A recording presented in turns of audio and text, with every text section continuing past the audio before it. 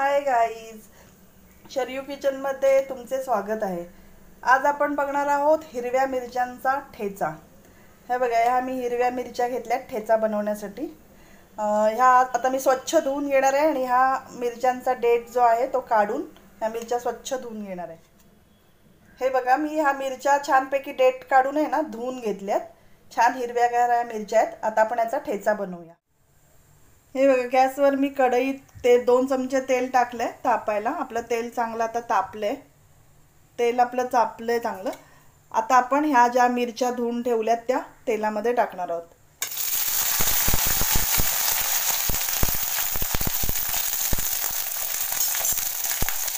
मिरच्या छानपैकी तेलामध्ये भाजून घ्यायच्या आणि हा मी 10-12 पाकळ्या लसूण तोडून घेतलाय, तोही घालणार आहे, मिरच्यांमध्येच घालणार आहे।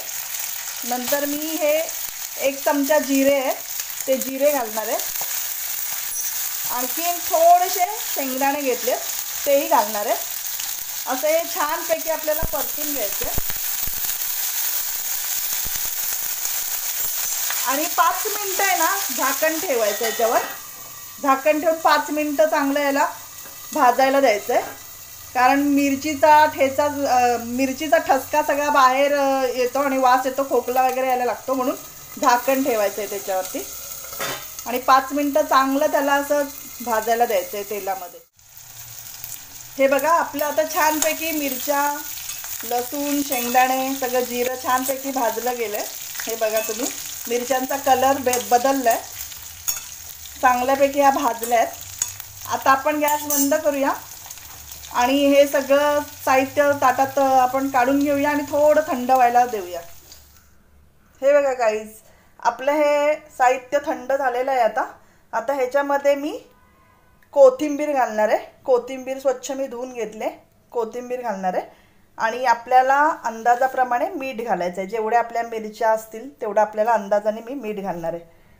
आता हे सगळं साहित्य आपल्याला मिक्सरमधून वाटून घ्यायचं आहे। मिक्सरच्या भांड्यात घालून आता मी वाटून घेणार आहे आणि ते जाडसरच वाटायचं आहे, त्याची पेस्ट आपल्याला बनवायची नाही आहे। त्याला ठेच्यासारखंच असं थोडंसं असं क्रश झालं पाहिजे, जाडसर वाटून आपल्याला घ्यायचं आहे।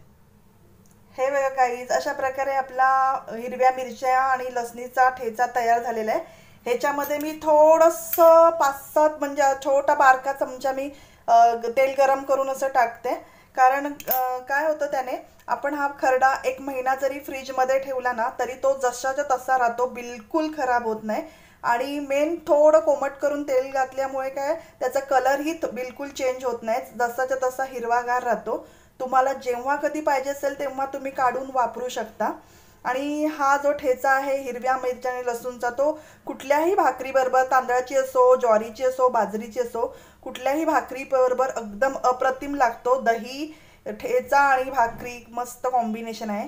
त्यामुळे तुम्ही पण पहा आणि तुम्ही कशा प्रकारे तुमच्याकडे बनवतात तेही मला कमेंट बॉक्समध्ये नक्की सांगा। Thanks for watching.